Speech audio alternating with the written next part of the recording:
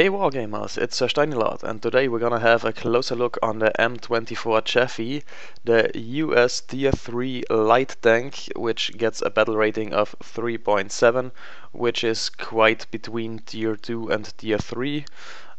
So it gets a pretty nice matchmaking in this game. You can use it against tanks like the M4 Sherman, which has also a battle rating of 3.7, or if you have a look at the Germans, which are the opposition, the natural enemy, you can say, it gets matched up against the Panzer III Ausführung M, which is quite one of the most upgraded versions of the Panzer III, the latest ones.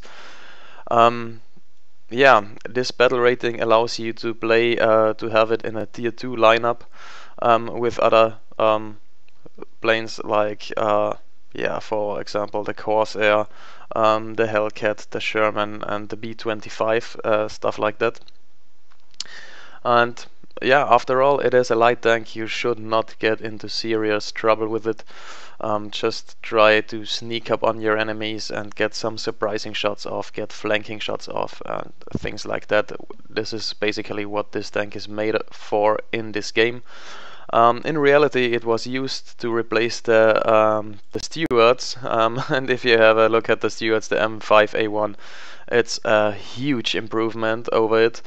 As you can see, quite the same amount of hull armor and a little bit less turret armor, but this thing has a 75mm gun, which is also used, as you can see, on the Sherman, just a different version of it, which is also used, which is funny, on the US BBJ-1H plane. As you can see here, there is the same gun as in the Chaffee, and in the Sherman it was quite a round gun, but it is a light tank who can defend himself, which is very important, especially when you're going up against German tanks which have the same tier, because you cannot really fight with the Locus and the Stewards against the Germans in this battle rating, because they will just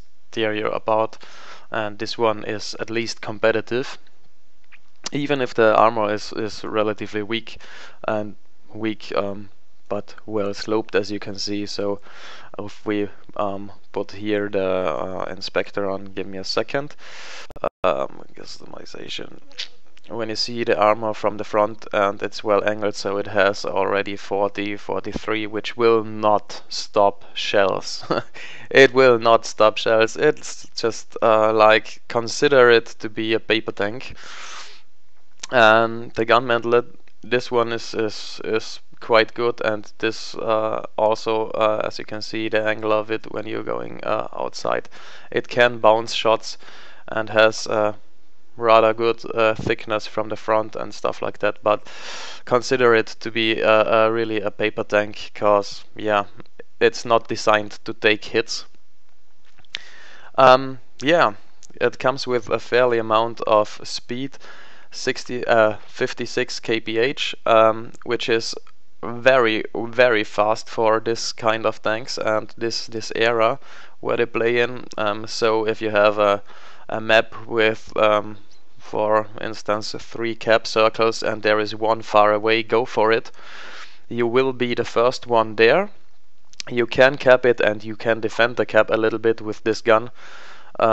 So you don't even need to kill an enemy, just go for it, get your cap, and if you get the cap, for instance, in realistic battles, you will be able to jump straight afterwards into a fighter bomber or a bomber or something like that, or the next tank, because you will earn enough points in the cap with this tank to get the next one, and you're always the first at this stage of the game, where there's only Germans, Russians, and US troops. There is no tank which is as nimble as this one.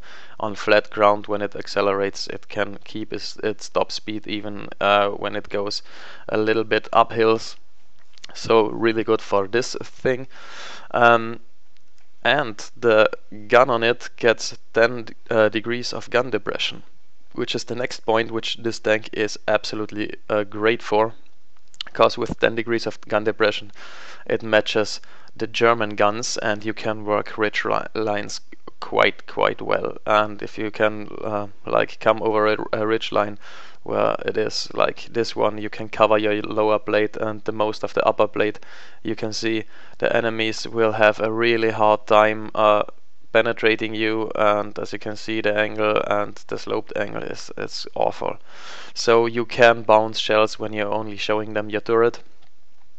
Also, a nice thing about the turret is the commander's hatch, which is an absolutely brutal beast of a hatch. If you look at it, it is absolutely sloped. You go in at an angle of between 61 degrees and a flat surface, so it is quite tricky. You can hit it, but you're not guaranteed to penetrate it. Even with German guns, you can shoot on it and you will bounce quite often, so don't shoot at that commander's hatch if you have the option to get somewhere else on this tank.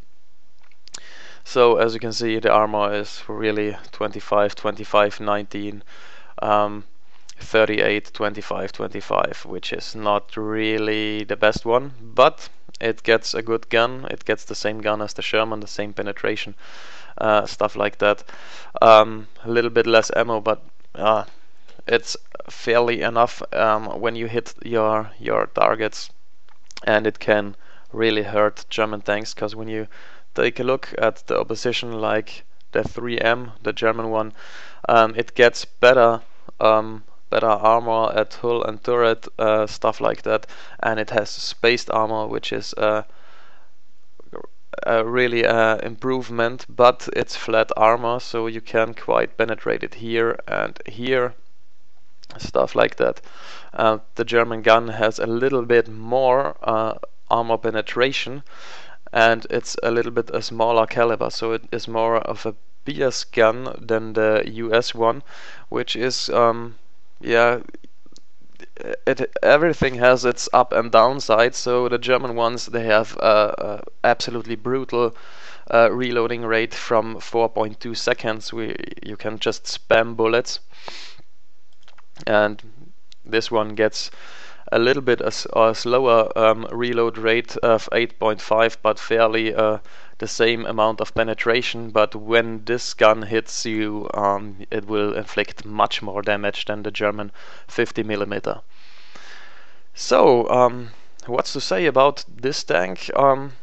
Yeah, the production started in 1944, which was quite the end of the Second World War, and it got sent to Europe in really small numbers, because they were just starting to produce it. And yeah, it suffered the same thing, the same yeah, time thing that many good tanks and planes suffered from. They were developed too late to have an impact in the Second World War.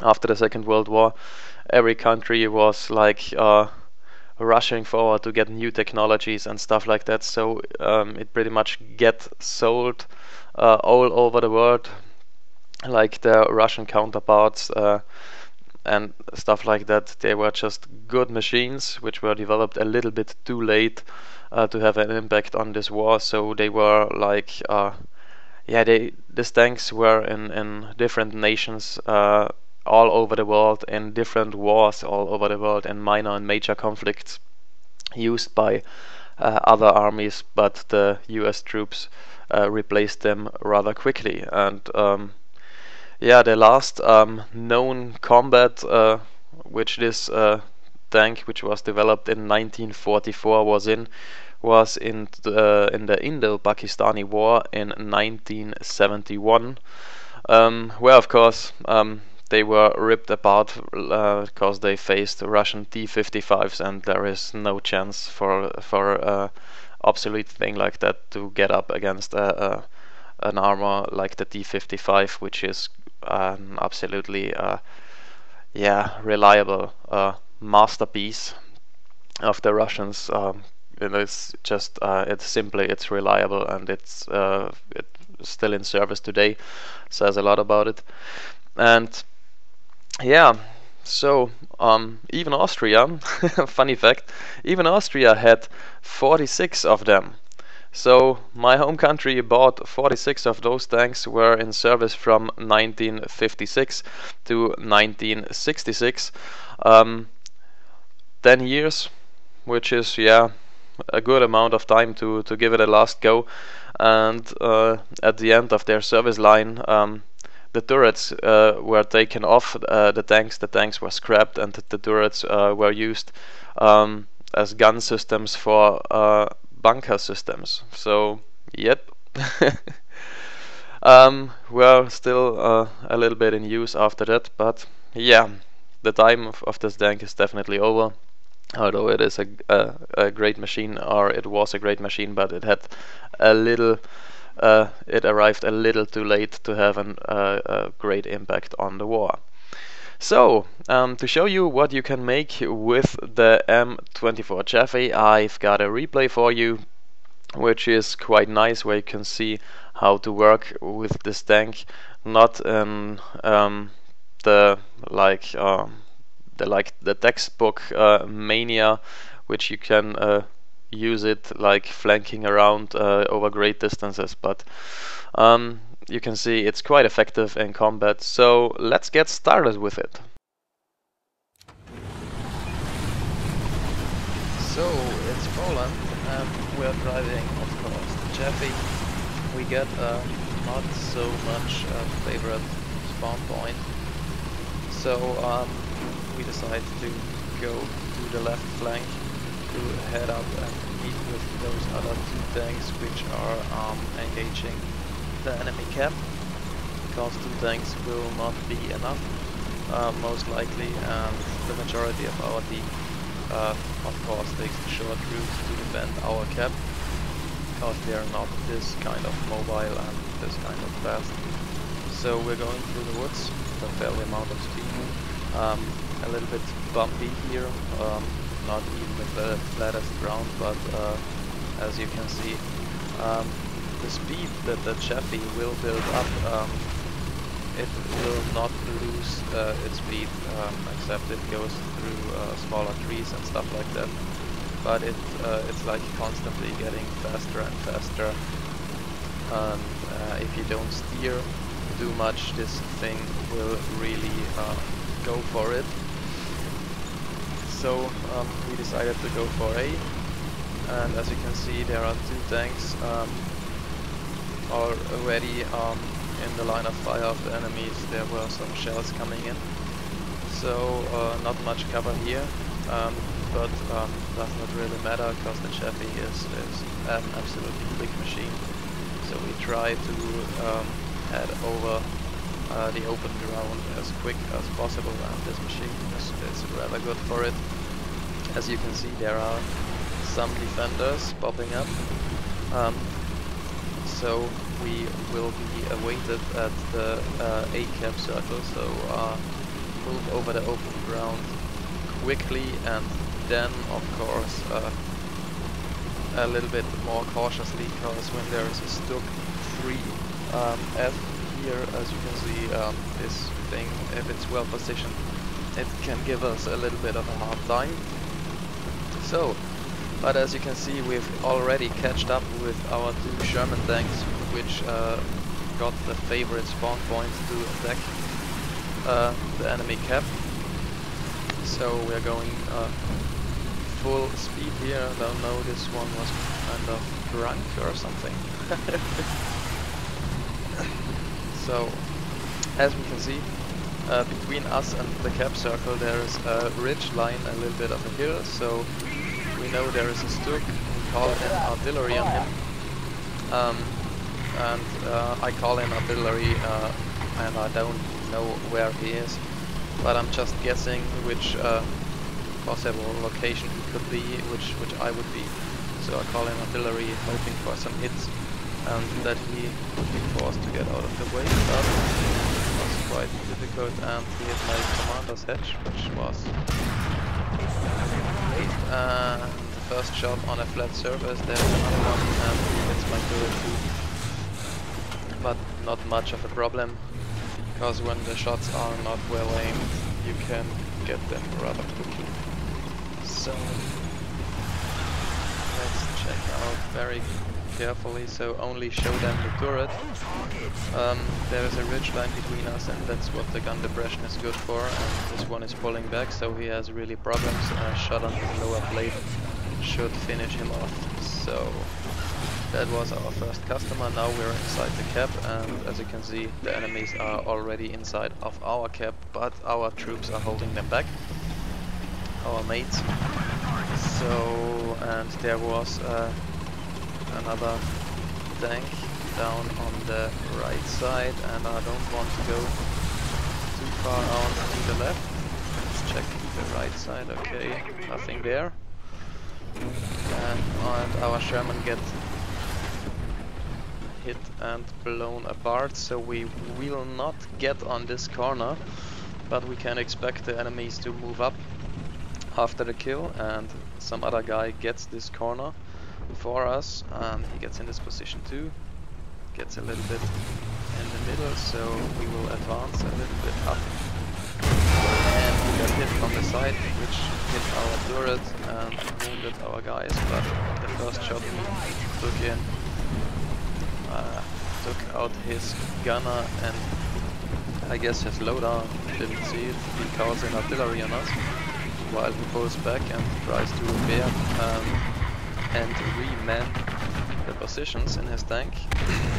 So not far enough, so let's get around this corner to avoid the artillery and see what's there. There is Flak Panzer, which our shot connected a little too late to get an assist or a kill, but doesn't really matter. And there is just one tank left in this cap. We go for it because we know he's already hit and wounded, so pulling back just to ensure that he cannot do anything to us, and another shot which sets him on fire. And here we can see yeah, a little bit of kill stealing by an anti-air vehicle. We set him on fire, but he connected the last shell before he died, so we get the kill. Does not really matter. The majority of it is that we get the cap, and as you can see, our guys have defended our cap, so we have their cap, a little bit of an advantage for us, and a little bit time and pressure on the enemy team, so we can move up now. And there is the next ridge line we will work over, so trying to get up there and not getting caught by somebody. And there is an anti-air vehicle right through the engine, so this one is dead as well. There is a Stuk over the, on the ridge line trying to work our guys up, so we can connect one shot but didn't do any damage, so we move up a little bit closer. Again, the ridge line between us and him. The next shot takes out his gunner, so he won't be able to fire back, and he's already are still occupied with our allies, so we just give him the good news right away. Here's that one, Fritz. And Fritz is still alive, which makes me wonder. But Fritz gets another one, and this one finishes him off completely, and there is one coming in. So we move a little bit back to show him only our turret and connect the shell, and lucky enough the ammunition rack blown him apart in one shot. As you can see, having a ridge line and showing the enemy not much of your tank is a significant advantage, so you can move fast forward and take out a whole lot of enemy anti-air vehicles and stuff like that. So here is the next one. Fire one blind. We did not see where the shell went, so we move back a little bit and try to guess. Let's see, and way too low, above 800 meters, so we aim for 800 meters for our next shot. A little bit higher, 800 meters, and go for it, and there he goes. So, still on the ridge line, there is not much of enemy resistance, but there is an 3 Ausführung J1 camping in the back. We already know the distance, so this one takes out this commander a little bit lower for the next shot, just a few centimeters. Yeah, this one hit as well as he reverses, so gave us time a little bit, and now he stops, so the next one will go in as well and just kill all of his crew.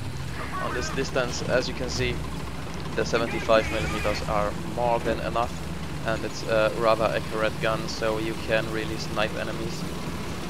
And there was a plane going down, and he's still there. Maybe I can steal a kill or get an assist, something like that, a little bit higher to loop it over the ridge line, but nope, he's gone out of his plane, so no assists for us. And as you can see, our allies still are already capping, so we move up. Just not that this game would be in any danger, because we really worked them over really hard on both flanks, and so we're just going for the cap to get another points, and yeah, points are money, so if we're in the cap and getting something out of it, this match will be more rewarding for us. And yeah, that's basically the plan, because there is not much resistance at all from the German side. Most of their players are already out of the game, so we're just here or something. And as you have seen before, our guys are already trading shots, because that's what War Thunder players tend to do when the match is over. They try to shoot each other, and yeah.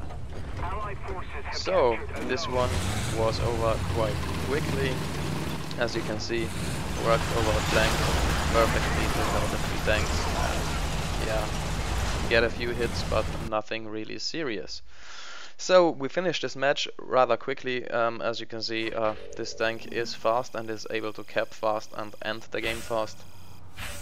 So we got a few medals and stuff like that from this game, which is quite nice. As you can see, Avenger, Multi-Strike, One Shot, Professional, Shadow Strike Streak, Ground Win Streak, Sniper, Base Capture Streak, Final Blow and Anti-Mech, which is quite nice. We finished first on the list. We killed 7 tanks, get 1 assist, and got 2 cap circles, which gave us a huge amount of points. And as you can see, there was not much resistance from the enemy team at all.